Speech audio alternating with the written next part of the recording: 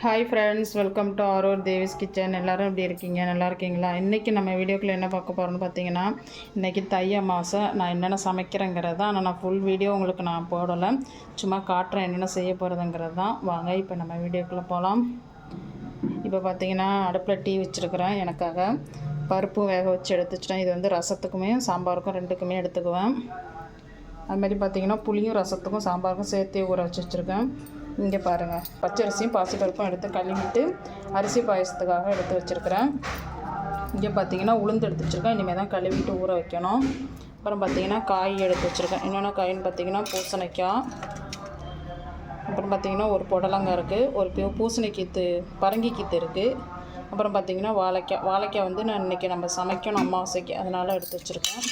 அப்புறம் பார்த்திங்கன்னா அவரைக்காய், பச்சை மிளகாய் எல்லாம் இருக்குது. இன்றைக்கி இதை வச்சு தான் நான் சமைக்க போகிறேன். இதுதான் அமாவாசை சமைக்கக்கூடிய காய்கறிகள், அது மட்டும் தான் எடுத்து வச்சுருக்கேன்.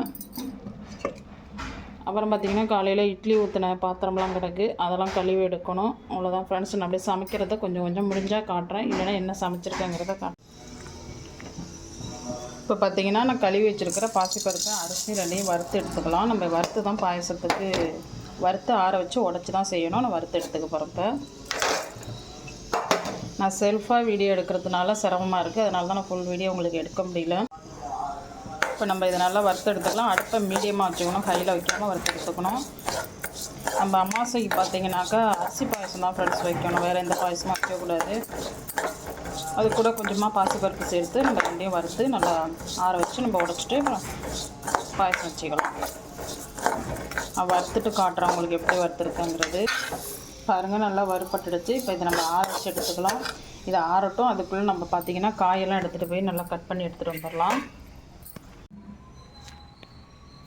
பாருங்கள் ஃப்ரெண்ட்ஸ், காயெல்லாம் வெட்டி வச்சுட்டேன். இப்போ வந்து நம்ம எண்ணெய் சட்டியும் அடுப்பில் வச்சுட்டேன். இப்போ நம்ம தாளித்து விட்டுக்கலாம் எல்லாத்தையும். இங்கே பார்த்திங்கன்னா பாயசத்துக்கும் வச்சுட்டேன்.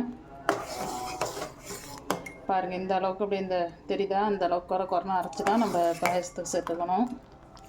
இது நல்லா வேகட்டும், அப்படியே வெந்துக்கிட்டு இருக்கட்டும். இப்போ நம்ம இதை தாளித்து விட்றலாம். சாம்பாருக்கு பார்த்திங்கன்னா கொஞ்சமாக எண்ணெய் சேர்த்துக்கிட்டேன். இப்போ நம்ம கடுகு உளுத்தம் பருப்பு சேர்த்துக்கலாம். அது நல்லா பொரியட்டும்.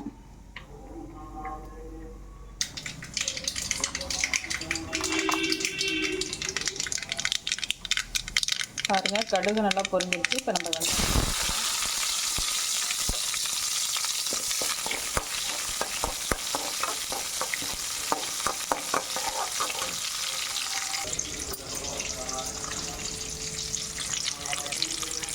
வெங்காயம் ஓரளவுக்கு வதங்கலாம் போதும் சாம்பாருக்கு. இப்போ நம்ம தக்காளி சேர்த்துக்கலாம்.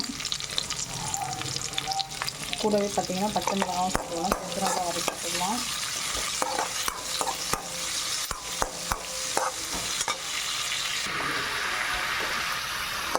பாருங்கள் ஃப்ரெண்ட்ஸ், காய் நல்லா வதங்கிடுச்சு. ஒரு ஸ்பூன் அளவுக்கு நான் மிளகாத்தூள் சேர்த்துருக்கோம், குழம்பு மிளகாத்தூள் சேர்த்து அதையும் ஒரு நிமிஷத்துக்கு நல்லா வதக்கி விட்டுருக்கோம்.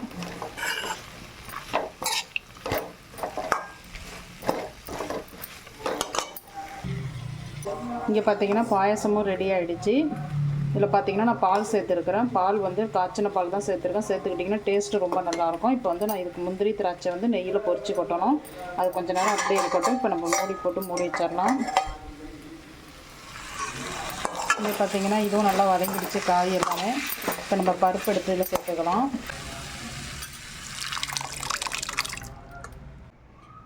பாருங்கள் ஃப்ரெண்ட்ஸ், பருப்புக்கு சேர்த்தாச்சு சாம்பாருக்கு. இப்போ நம்ம மூடி வச்சுருவோம், நல்லா கொதிக்கட்டும். அப்புறம் புளி தண்ணி சேர்த்துக்கலாம். பாருங்கள் ஃப்ரெண்ட்ஸ், பாயசமும் சூப்பராக ரெடி ஆகிடுச்சு. இப்போ நம்ம இதை இறக்கி வச்சுக்கலாம். பக்கத்தில் பார்த்திங்கன்னா தியாகராஜர் கோயிலில் பூஜை நடக்குது. ருணுமச்சனர்னு ஒரு சிவபெருமான் இருக்கார், அவருக்கு பூஜை நடக்குது. அது எப்போதும் பார்த்திங்கன்னா அமாவாசை பூஜை நடக்கும். திங்கட்கிழமை பார்த்திங்கன்னா எப்போதுமே விசேஷம் சாமிக்கு. அதான் இன்றைக்கி பூஜை நடந்துகிட்ருக்கு. பாருங்கள் ஃப்ரெண்ட்ஸ், சாம்பாரும் ரெடி ஆகிடுச்சு. இதை நம்ம வேறு ஒரு பாத்திரத்துக்கு மாற்றிக்கலாம். அவ்வளோதான் ஃப்ரெண்ட்ஸ், நம்ம சூப்பராக சாம்பார் ரெடி ஆகிடுச்சு. இங்கே பார்த்திங்கன்னா ரசத்துக்கும் கரைச்சி வச்சுட்டேன். தாளித்து தான் ஊற்றணும் அதுக்கு. இங்கே பாருங்கள், இதில் பார்த்திங்கன்னா புடலங்காய் வதக்கி விட்டுருக்குறேன், வெந்துக்கிட்டு இருக்குது. இதில் வந்து பார்த்திங்கன்னா மஞ்சள் பூசணிக்காய் அதையும் வதக்கி விட்டுட்டேன், வெந்துக்கிட்டு இருக்குது.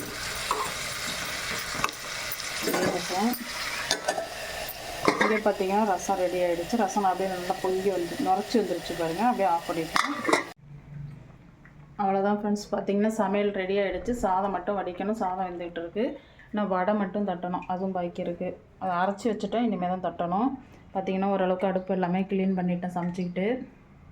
பார்த்திங்கன்னா பாத்திரமும் ஓரளவுக்கு வளைக்கி எடுத்துட்டேன். கொஞ்சம் உண்டு கிடக்கு, பாதியும் கழுவி எடுக்கணும். நான் என்னென்ன சமைச்சிருக்கேங்கிறத நான் ஃபுல் வீடியோ எடுக்கலை. நான் என்ன சமைச்சிருக்கேங்கிறத காட்டுறேன் உங்களுக்கு. பாருங்கள் ஃப்ரெண்ட்ஸ், வடையும் போட்டாச்சு. வடை பாருங்கள் அவ்வளோ சூப்பராக வந்திருக்கு பாருங்கள். இந்த மாவு வந்து நான் மிக்சியில் தான் அரைச்சேன். பாருங்கள், மிக்சிலே அரைச்ச மாவே அவ்வளோ சூப்பராக வந்திருக்கு பாருங்கள்.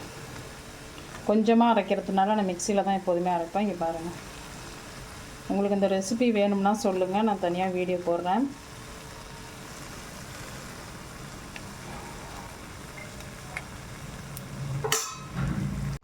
சமையல் எல்லாமே ரெடி ஆகிடுச்சு ஃப்ரெண்ட்ஸ். வாங்க என்னென்ன சமைச்சிருக்காங்கிறத காட்டுறேன். பாருங்கள், சுட சுட சாதம் இருக்குது. பாருங்கள், சாம்பார்.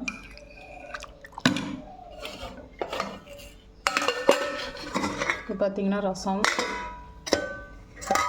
இது பருப்பு பாயசம். வடை செஞ்சுருக்கேன், அப்பளம் பொரிச்சிருக்கேன். அப்புறம் பொரியல் என்ன செஞ்சுருக்கேன்னு பார்த்திங்கன்னா வாழைக்காய் வறுவல். இது பார்த்திங்கன்னா மஞ்சள் பூசணி பொரியல். அது கீழே பார்த்திங்கன்னா புடலங்காய் பொரியல் செஞ்சுருக்கேன் ஃப்ரெண்ட்ஸ். இவ்வளோ தான் இன்றைக்கி எங்கள் வீட்டில் தை அமாவாசைக்கான சமையல். பார்த்துட்டு எப்படி இருக்குங்கிறத சொல்லுங்கள். என்னால் முடிஞ்ச அளவுக்கு தான் நான் வீடியோ எடுத்திருக்கேன். சமையல் வீடியோலாம் நான் ஃபுல்லாக காட்டலை. இந்த வீடியோ பார்த்துட்டு எப்படி இருக்குங்கிறதே எனக்கு கமெண்ட்ஸில் சொல்லுங்கள். இந்த வீடியோ பிடிச்சிருந்துச்சின்னா லைக் பண்ணுங்கள், ஷேர் பண்ணுங்கள், கமெண்ட் பண்ணுங்கள், சப்ஸ்கிரைப் பண்ணுங்கள் ஃப்ரெண்ட்ஸ். பக்கத்தில் உள்ள பெல் பட்டனை கிளிக் பண்ணுங்கள். மீண்டும் ஒரு வீடியோவில் சந்திப்போம். இது பாருங்கள், வடையெல்லாம் எவ்வளோ சூப்பராக வந்துருக்கு பாருங்கள். இதே நம்ம மிக்சியில் தான் அரைச்சி செஞ்சது. பாருங்கள் எவ்வளோ சூப்பராக இருக்குது பாருங்கள். பாருங்கள், எண்ணெயே குடிக்கல பாருங்கள், இப்படி இருக்குது பாருங்கள். அவ்வளோதான் ஃப்ரெண்ட்ஸ், மீண்டும் ஒரு வீடியோவில் சந்திப்போம். பாய்.